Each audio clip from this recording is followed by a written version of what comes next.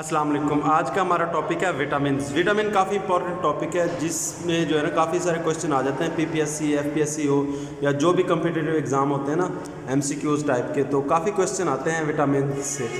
ठीक है कि इनकी डेफिशिएंसी से क्या होता है, फॉर एग्जांपल विटामिन ए है, इसकी डेफिशिएंसी से क्या होता है या इसके सोर्सेज क्या हैं। तो देख लीजिए, पहले इसकी डेफिनेशन यूँ करेंगे, organic compound which are required for normal functioning and growth, जो बॉडी के ह्यूमन बॉडी के लिए चाहिए होते हैं नॉर्मल फंक्शनिंग के लिए या ग्रोथ के लिए। अच्छा, बॉडी इनको प्रोड्यूस नहीं कर पाता, नॉट प्रोड्यूस्ड बाय बॉडी, और ये स्मॉल अमाउंट में चाहिए होते हैं। अच्छा, इसकी दो टाइप्स हैं। टाइप देख लीजिए, वाटर सॉल्युबल हैं और फैट सॉल्युबल। वाटर सॉल्युबल में ये होता है ये डिजॉल्व बाय वाटर, और ये जो है ना टिश्यू में जज्ब होते हैं, अब्जॉर्ब इन टिश्यूज़ में ये अब्जॉर्ब होते हैं। और वाटर सॉल्युबल की एक ये बात होती है कि ये जो है ना ह्यूमन बॉडी में स्टोर नहीं होते, ये एक्सक्रीट हो जाते हैं थ्रू यूरिन।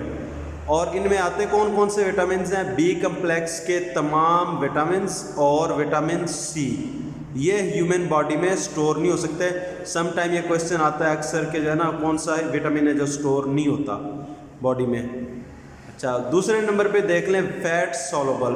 फैट सॉल्युबल जो होते हैं ये डिज़ोल्व होते हैं फैट ग्लोब्यूल्स के ज़रिए, और ये स्मॉल इंटेस्टाइन या छोटी आंत में सफ़र करते हुए फिर ये जो है ना बॉडी में डिस्ट्रीब्यूट हो जाते हैं। अच्छा, और ये कहाँ पे स्टोर होते हैं? ये स्टोर होते हैं लीवर में और फैटी टिश्यूज़ में। और इनमें कौन कौन से विटामिन आते हैं? वो हैं ए, डी, ई और के, ये विटामिन्स। और अब देखते हैं विटामिन के सोर्सेज, इनके बेनिफिट्स और इनकी डेफिशिएंसीज।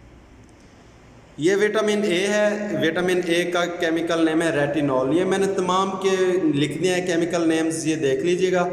उसके बाद विटामिन ए है, इसके सोर्सेज हैं eggs, yellow fruits and leafy vegetables, fish, milk. और इसके बेनिफिट्स हैं वियन के लिए ये बड़ा अच्छा है, नज़र के लिए, इम्यूनिटी और ग्रोथ के लिए।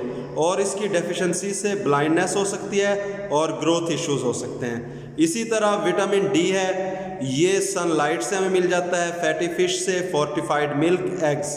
और इसका क्या फ़ायदा है? ये जो है ना बोन्स के लिए अच्छा है।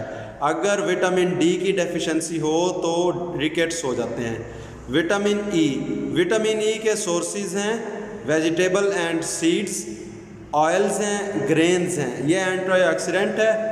और ये रेड ब्लड अगर ये ना हो, अगर आपकी बॉडी में विटामिन ई की कमी हो जाए तो रेड ब्लड सेल और नर्व्स को डैमेज होता है, ये नुकसान होता है।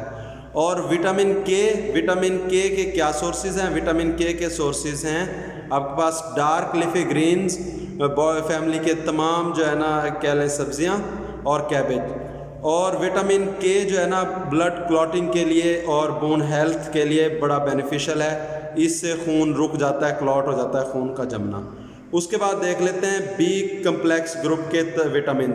बी कम्प्लेक्स ग्रुप के विटामिन जो है ना B1 है, ये ग्रेन से हमें मिलता है और लीफी ग्रेन से यानी कि जो है ना सब्जियों से मिलता है। उसके बाद इसके जो है ना अगर विटामिन B1 यानी बी की कमी हो जाए तो फिर बेरी और न्यूरोलॉजिकल प्रॉब्लम्स होते हैं। उसके बाद B2 है और B3, ये दोनों ग्रेन्स और मिल्क प्रोडक्ट से मिल जाते हैं और इनका काम है एनर्जी मेटाबॉलिज्म को बैलेंस रखना। और अगर ये इनसे इन्फ्लेमेशन हो जाती है, और अगर विटामिन B3 की कमी हो तो फिर हमारी बॉडी में लेवर को यानी कि हमारे जिगर को नुकसान पहुंच सकता है। उसके बाद B5 है। B5 तकरीबन हमें तमाम फूड से मिल जाता है, स्पेशली एवोकाडो से। और B6 है, ये मिलता है हमें रिच फूड, जो प्रोटीन रिच फूड्स होते हैं उससे मिलता है। और B7 ये हमें एग यॉग यानी अंडे की जर्दी से, लीवर से और पीनट से मिलता है। अच्छा, ये तमाम तीनों जो है ना ये विटामिन्स होते हैं प्रोटीन, फैट्स, कार्बोहाइड्रेट्स के मेटाबॉलिज्म के लिए। लेकिन जो B7 है ये हेयर, स्किन और नेल्स के लिए भी अच्छा है। अच्छा, अगर विटामिन बी हमारे जिस्म में मुनासिब मिकदार में नहीं होगा तो इसका कोई ख़ास नुकसान नहीं है। एक्सट्रीमली रेयर कोई इसके लॉसेस आए हैं, बट B6 नहीं होगा तो हमें एनीमिया हो जाएगा।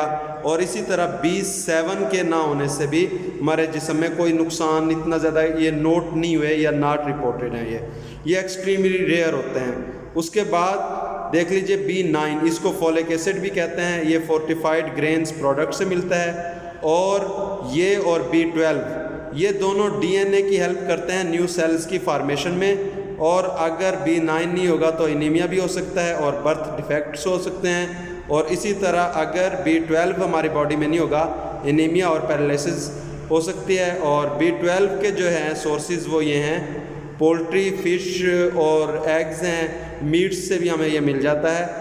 और लास्ट पे आ जाता है विटामिन सी। विटामिन सी जो है ना, ये ज़्यादातर जिस तरह सिट्रस फ्रूट्स में, तकरीबन तमाम सिट्रस फ्रूट्स में पाया जाता है, वेजिटेबल्स में भी पाया जाता है। ये इसको एस्कॉर्बिक एसिड कहते हैं।